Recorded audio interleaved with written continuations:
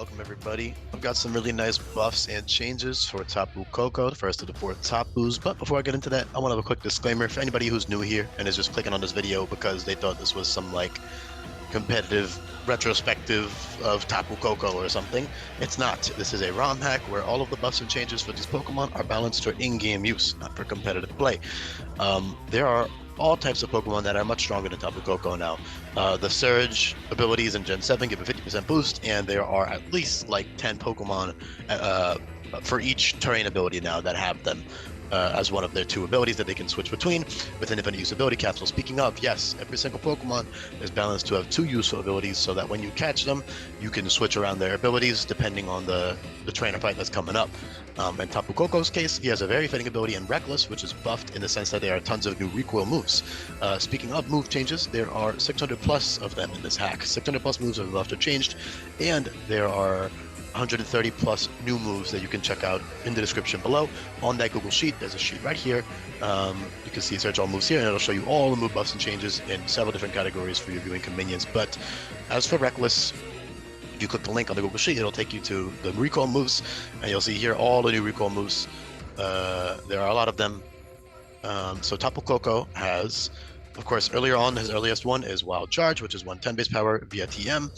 And then that is Reckless boosted, and then you have Play Rough, which is not Reckless boosted. So Tapu Koko is basically trading off that massive 50% boost to his Electric Stab for a boost to Play Rough, Wild Charge, and Takedown. Takedown is a fighting type coverage move that's recoil, and then he also gets Dive Bomb, which is flying type high jump kick, and Brave Bird, which is Brave Bird, slightly stronger, but Brave Bird. And then you have Eternal Beam, which is a 125 base power special Fairy recoil move, which is boosted by Reckless to 150 base power. And then lastly, level 65, well, you get Volt Tackle at this level, but of course that Volt Tackle, Wild Charge, and Electro Assault are stronger with Electric Surge. So Electric Surge is only when you're using stuff like Play Rough, Takedown, Dive Bomb, or Brave Bird, or when you don't want the terrain up, either because you have another terrain going for that boss fight on your team, or because for whatever reason it's hindering your strategy. Maybe you want to put something to sleep and you can't do that on the terrain. Reckless is still a lot weaker than Electric Surge in terms of Electric Step. So yeah, like I said, it's situational. You'll be using it when you need your other moves powered up. Yes, and you have Electro Assault, which is a 150 base power move, drops your defenses by 1 and deals 30% recoil. Keep in mind that Shell Bell is also buffed to heal you by 20%, so Tapu Koko can hold that with his recoil moves and take only 10% recoil from Electro Assault, 5% recoil from Volt Tackle and Brave Bird, and 0% recoil from Play Rough, Wild Charge, and Takedown. So those are really fun things you can do. Otherwise, he has tons of other great coverage moves. He's a lot faster. Well, not a lot faster, slightly faster. Slightly stronger on the special side, and he's bulkier overall.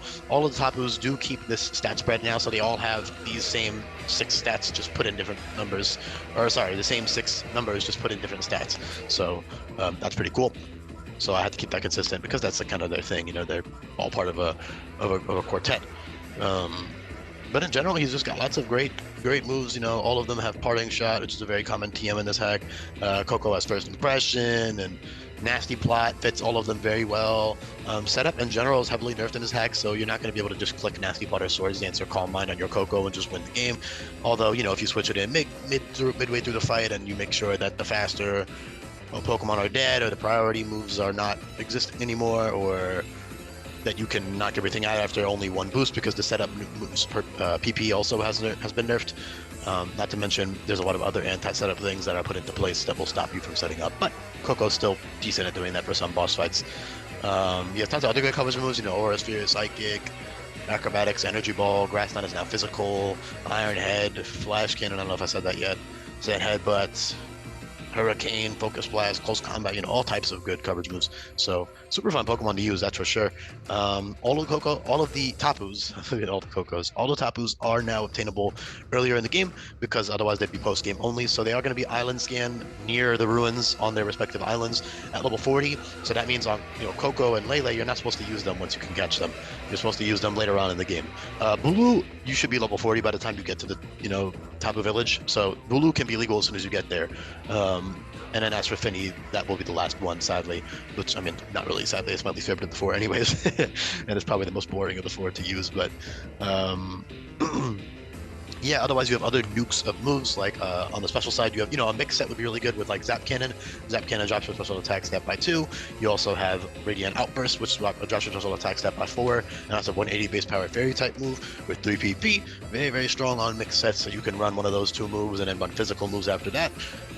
Eternal Beam's great on Reckless too, so depending on your IVs and your nature, you can still run a really good special Koko set, especially with Volt Switch and stuff.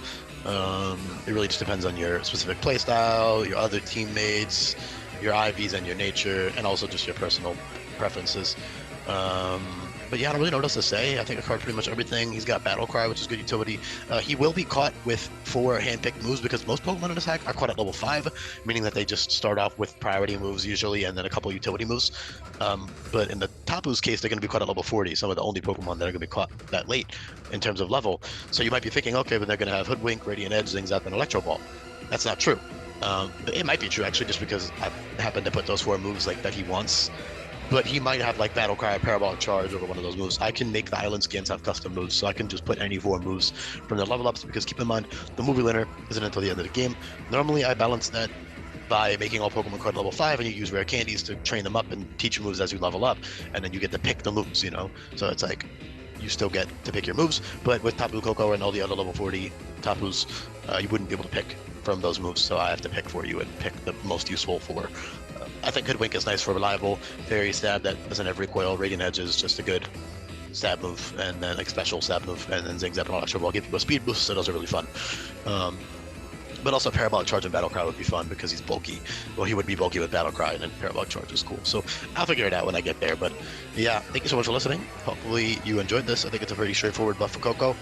Pretty cool changes. As always, also, yeah, if you are new here, by the way, and you listen this far into the video, let me know in the comment section down below. That'd be pretty cool if I got a new viewer listening this far into the videos, but I'm assuming it's just loyal viewers that got this far. So I won't even bother talking about the power levels and how this is not really crazy at all for this hack standards, because it's not. It's just a good mon.